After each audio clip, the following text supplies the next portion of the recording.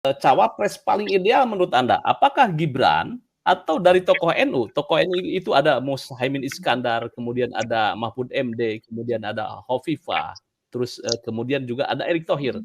Nah, untuk saat sekarang kalau dikatakan untuk memilih secara pribadi, dan saya bicara kepada teman-teman, sosok seorang Mahfud itu sangat dibutuhkan. Ya, sosok seorang Mahfud sangat dibutuhkan. Bagaimana dia berani membuka sesuatu yang tidak bijak?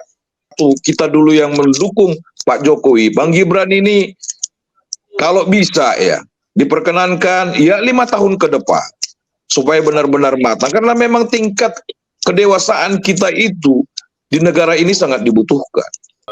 Ukuran seorang pemimpin itu bukan dari soal umur, tetapi bagaimana dia sebetulnya mampu mengemban amanah sebagai pemimpin.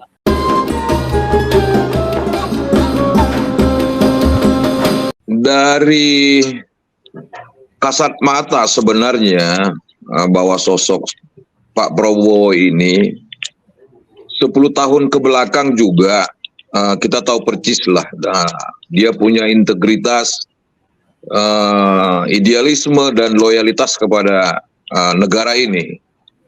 Itu tidak bisa ditutupi dengan berbagai rintangan yang dia miliki dan tingkat untuk mempersatukan masyarakat ini cukup mumpuni. Saya kira ini menjadi bagian terpenting buat semua stakeholder yang bisa memberikan pendidikan politik demokrasi kepada masyarakat dalam perhelatan memimpin orang nomor 1 menjadi penentu dalam kebijakan bagaimana bangsa kita ini, bangsa Indonesia yang penuh dengan berbagai suku, berbagai agama, dan berbagai bahasa. Ini salah satu yang dimiliki oleh Pak Prabowo. Saat ini kami kira, dari hemat kami, begitu banyaknya, begitu besarnya minat daripada masyarakat itu menantikan seorang pemimpin yang memang benar-benar bisa mampuni mengambil suatu keputusan, ya, yang dimiliki oleh para pendahulu-dahulu, para pejuang, ya, para pahlawan agama, pahlawan kemerdekaan, pahlawan ekonomi, ya, pahlawan untuk hidup bersama. Ya, kita bisa bayangkan bagaimana memang kepanjangan tangan daripada seorang pemimpin itu bisa menyentuh lapisan masyarakat. Nah, saat ini jajak pendapat dari baik lisan maupun para jajak pendapat tim survei sepertinya saat ini berlaku bagus, dan tidak begitu besar kita temukan tim survei itu melakukan sesuatu hal yang dicurigai. Ya, beberapa tim survei itu saat ini semua bisa mengkalkulasi, semua bisa melihat, semua bisa mengevaluasi. Agak sulit kita temukan ada titik pesan, ada pesanan gitu loh. Nah, sehingga kami melihat yang tadinya kita sepertinya melupakan daripada tokoh-tokoh negara ini, ya, tokoh-tokoh negara ini yang memang ada mampuni untuk melakukan kebutuhan bangsa. Apalagi negara kita ini masyarakatnya lebih besar menengah ke bawah. Baik menengah ke bawah itu pendidikan, termasuk imannya, termasuk perekonomian. Ya, bagaimana mencerahkan ini? Kami berharap di sisa waktu dari dalam memperkenalkan seluruh misi dan visi yang pernah dicetuskan oleh semua pemimpin. Dan saat ini kita tahu, semua mendengar bahwa semua melihat ada 3 tokoh yang tersirat sudah untuk dicalonkan dan mencalonkan diri untuk menjadi presiden. 3 ini bagus, 3 ini mumpuni.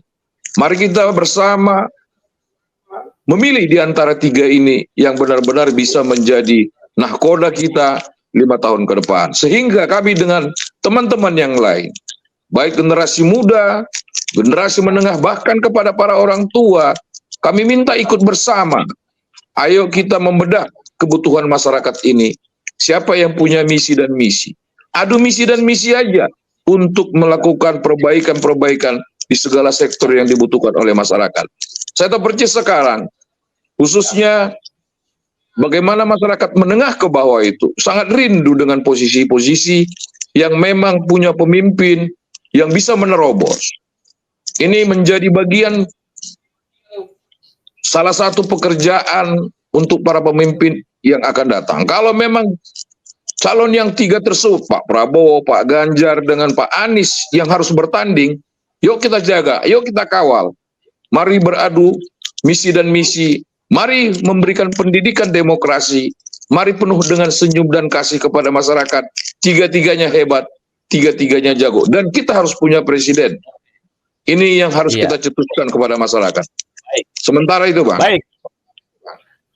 Bang Simatupang, menurut Anda siapa capres atau cawapres paling ideal menurut Anda? Apakah Gibran atau dari tokoh NU? Tokoh NU itu ada Muhaimin Iskandar, kemudian ada Mahfud MD, kemudian ada Hovifah, terus kemudian juga ada Erick Thohir. Siapa kira-kira menurut Anda, Bang, yang paling ideal? Nah, ini yang menarik sebenarnya. Kalau tokoh NU ini kan tokoh organisasi agama yang sangat dicintai hampir semua agama. Jadi tokoh-tokoh NU ini bukan hanya dicintai oleh tokoh umat Muslim, bahkan umat Katolik seperti saya, umat Protestan, itu sangat mencintai para tokoh alim ulama, baik tokoh yang sudah senior dan tokoh muda. Beberapa nama-nama yang disebutkan tadi, baik Ibu Khofifah, Pak Erick Thohir, Pak Muhaimin, ini tokoh-tokoh yang sudah teruji. Tetapi jangan juga lupa juga, banyak tokoh NU yang sudah sangat berlian, belum mempunyai kesempatan untuk berbuat. Kadang-kadang telat. Pak Mahfud itu jelas, dia punya integritas, loyalitas, dan idealis. Ya, Bang Muhaimin sudah kelihatan. Ada juga. Nah, Bang Gibran ini yang memang menjadi bagian pemikiran generasi muda. Hemat saya, sebagai orang pengagum dan salah satu kita dulu yang mendukung Pak Jokowi, Bang Gibran ini kalau bisa ya diperkenankan ya 5 tahun ke depan supaya benar-benar matang, karena memang tingkat kedewasaan kita itu di negara ini sangat dibutuhkan. Ya, saya kira masih banyak tokoh NU yang belum dievaluasi, walaupun jajak pendapat, ya tim survei belum menyebutnya. Itu ketua NU sangat berlian juga, ya ketua NU. Menteri Agama sangat berlian juga. Ada juga itu bekas wakil wali kota Jakarta Timur, saya tahu persis Bang Saiful itu tokoh NU yang sangat berlian dan sangat dekat kepada yang bukan beragama Muslim. Jadi saya kira antara Muhaimin, Erick dengan Gibran semua punya kesempatan yang baik. Tinggal tergantung bagaimana mereka ya membuat konsep yang bisa menjadi wapres yang baik kepada pasangannya. Nah, kembali ada nanti kepada Pak Prabowo misalnya. Apakah pilihannya jatuh ke Bang Gibran, ke Bang Muhaimin?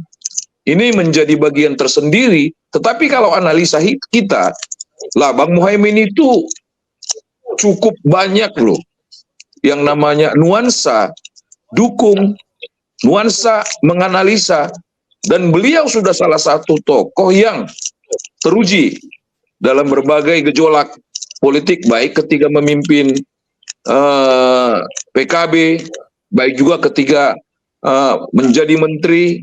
Ada terpaan-terpaan yang dalam beliau, dan beliau lolos. Ini bagian tersendiri yang hemat kami perlu juga pemikiran daripada bangsa negara ini menjadi bagian tersendiri. Gibran sudah sangat sukses. Ya, kita harus akui dengan umur sebegitu, Saudara Gibran sukses memimpin Solo.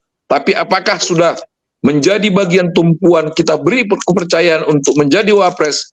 Mari sama-sama kita dengan merenung, dengan berdoa. Jangan kita pastikan, kita tentukan seseorang generasi muda sepertinya berlarinya melebihi daripada kapasitas. Ini menjadi bagian. Saya kira banyak tokoh, termasuk tokoh PDIP yang senior itu saya dengar banyak memberikan kontribusi pendapat kepada saudara Gibran.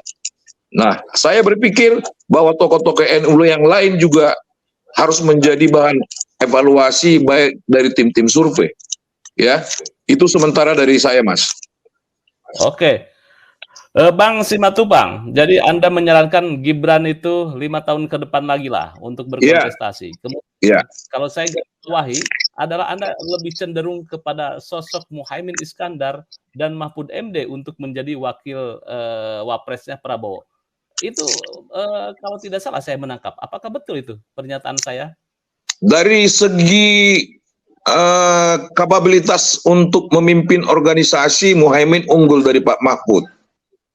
Ya, karena Pak Muhaimin itu lama di organisasi dan telah teruji ya bagaimana dia menghadapi PKB yang goncang-ganjing sampai dia bagaimana berbeda pendapat dengan almarhum guru besar, termasuk guru besar saya Bang Gus Dur. Itu dia punya kelebihan. Tetapi dari segi mungkin integritas, loyalitas dalam penerapan peraturan, pasti Pak Profesor Mahfud punya kelebihan. Nah, untuk saat sekarang kalau dikatakan untuk memilih secara pribadi, dan saya bicara kepada teman-teman, sosok seorang Mahfud itu sangat dibutuhkan. Ya, sosok seorang Mahfud sangat dibutuhkan. Bagaimana dia berani membuka sesuatu yang tidak bijak? Saya tidak katakan membuka sesuatu yang tidak benar atau salah. Bagaimana seorang Mahfud berani ceplas-ceplas membuka, dan itu suatu kenyataan.